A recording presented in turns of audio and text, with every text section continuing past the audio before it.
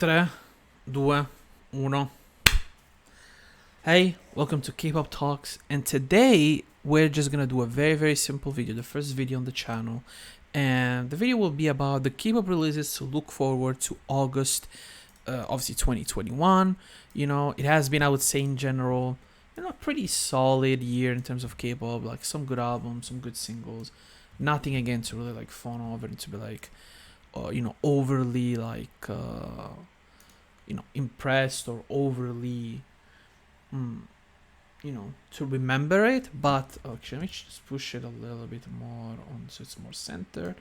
Perfect. Let's get ready into it. Yesterday we had a couple songs come out. We had Astro with their mini album Switch On, which I'm interested to hear. Golden Child dropping their second studio full-length album Game Changer, and Somi having another comeback. Not the biggest fan of Somi, but definitely interested to see what she's gonna do, and specifically how well she'll evolve her style, because as of now I'm not the biggest fan of what she's doing, personally. Today we have Mama Muwasa with a collaboration with Kana Blue, which I don't know who he is or who she is, and he's a guy. I Can't Make You Love Me. Curious to see it. I love Was. I think she's a great artist. Punch and Mad Clown with a new collaboration. I think she'll be pretty fucking good. I like Punch quite a bit. I've definitely enjoyed her project she released. I think was it in like March, April, during that period of time. I really liked that. And Matt Clown is a really good artist, so hopefully they have a good interaction, a good collaboration. Tomorrow we have Weekly with their fourth mini album already.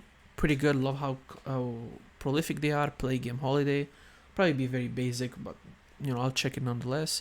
We have another debut in August, Kyle with Fly Up High. I like this kind of like Game of Thrones type of style, of at least aesthetic they're going for. Hopefully it will be something interesting.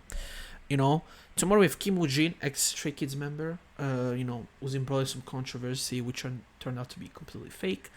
And there was rumors about his company, but a lot of these things were like, I question if a lot of it was like Stray Kids stands from Korea that felt a certain way about Woo Jin leaving, specifically mysterious circumstances, because he left without really saying anything, in my opinion. So I'll definitely, I'm curious to see what's gonna happen. Then we have Sunmi, August 6th, with her third mini album, my album 1 out of 6. Curious to see what she's gonna do. I like Sunmi. I like a lot of her music. Not a fan of everything, but I definitely think she's one of the better solo artists in Korea. Then we have August 7th, My Name's Kang Isoo. Probably is gonna be a ballad.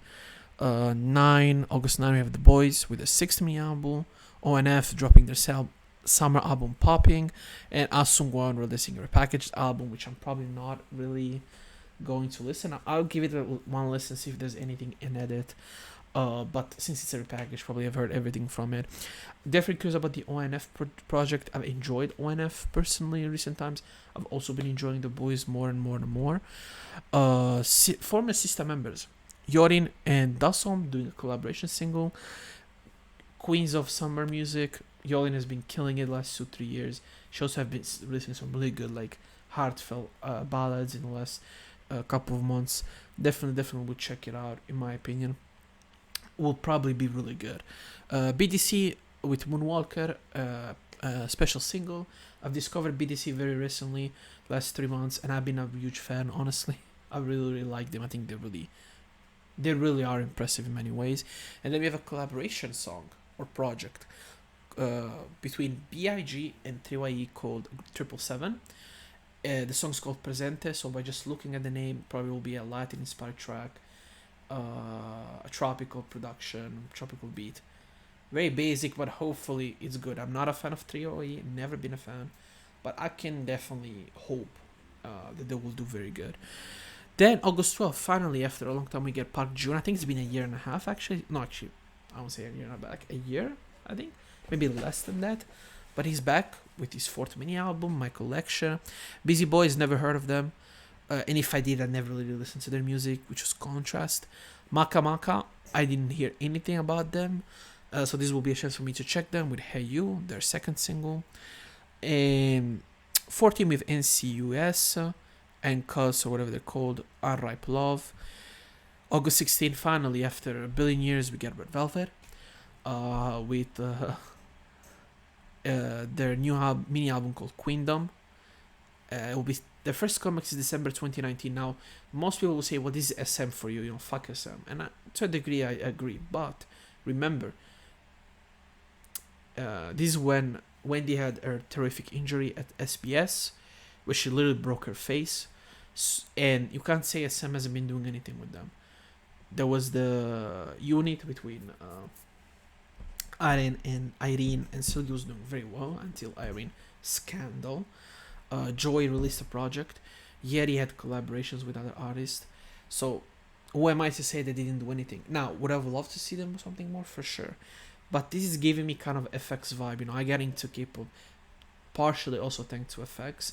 And I can tell you that, especially I became a huge fan of K-pop because of FX. And it is what happened with FX. At one point, the company was just like, what, fuck it, we're not gonna promote you anymore. SM does this with every group they have. Once you just a level of popularity, they know you're big enough to really push yourself to the next level. Or more than next level, you're big enough to really promote yourself. Look at SHINee, look at Super Junior. These guys will always do well in charts and will always do well in terms of selling albums. So I know it's gonna be good. I think Red Velvet has arguably the greatest K-pop discography in history, and by using that logic, I think it's gonna be good, honestly.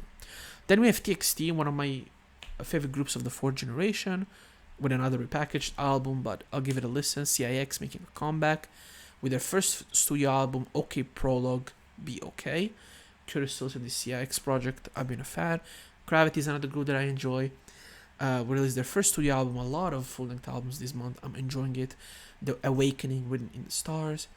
And then August 23, we have Stray Kids with their first comeback in 11 months called No Easy. They've had releases throughout the year regardless though. Very, very, with their sixth mini album, Series O, Around 2 Whole. And I've been a fan of very, very more and more as well. I think they've improved a lot. I'll say of these these late third, early fourth generation groups such as Very Very, I really, really think they've improved a lot. Stray Kids obviously is very good. So there's a lot of boy groups here where you can, I think, drop very good. JP will have his first studio album, mini album, with AOMG. Curious to see how it's gonna be. Not been a big fan of whatever he released until this point, but it's JB, so I will trust him with my soul. And we have apparently Yoyeon also is gonna have a comeback. MCND, Mire might have a comeback, and possibly Black Swan. But these are just rumors as of now. I used Sumpi. I don't know if I missed anybody. Obviously, Big Bang could have a comeback. Who knows? I don't think they will, but who knows? Obviously, there was confirmation about Lisa's single. She'll have a single, so maybe this month or later this month. Who knows? But which one I'm the most excited for? I think this is really hard for me because I think I only vote for one. No, I can vote for multiple ones. So I would say BTC. I would say CIX. I'm actually interested in listening to this Woojin project because I really like the song they released as a snippet.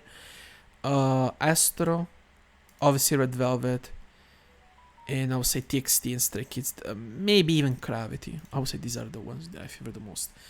Obviously, the fans would say Stray Kids or the TXT, they're the three most popular acts here. Then you have Sunmi, Astro, The Boys, classic JB Weekly.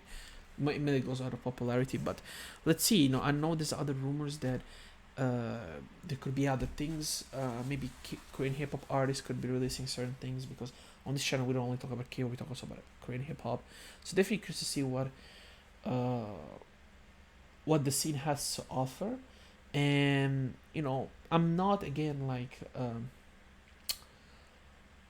like expecting anything crazy. I think we're gonna get some good songs, hopefully some good albums. This is what I care about because I think on the album side of things, K-pop has been very weak.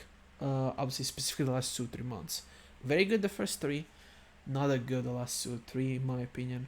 A lot of mild projects, a lot of passable, mediocre projects in my opinion, with some great quality. But hopefully this month will be the month that sets up K-pop for the second half of the year, which already started technically But if you're talking about K-pop, actually this will be more the third part of the year, because it's the first part we normally goes from January, it's like April, May, then from May, June, so like late August, early September you have the summer part, and then you have the later part of the year where actually some of the biggest groups tend to have a comeback there and try to, you know, leave a footprint in the year. And hopefully this month will be really good compared to, I think, June specifically, which was very, it wasn't bad, but it was like, I've seen better. So if you enjoyed the video, leave a like, comment if you think I can improve in certain parts of my videos, even this is my first video on this channel. Subscribe, follow my Twitter account, which will be in the description down below. And yeah, if you enjoyed the video, leave a like and see you next time.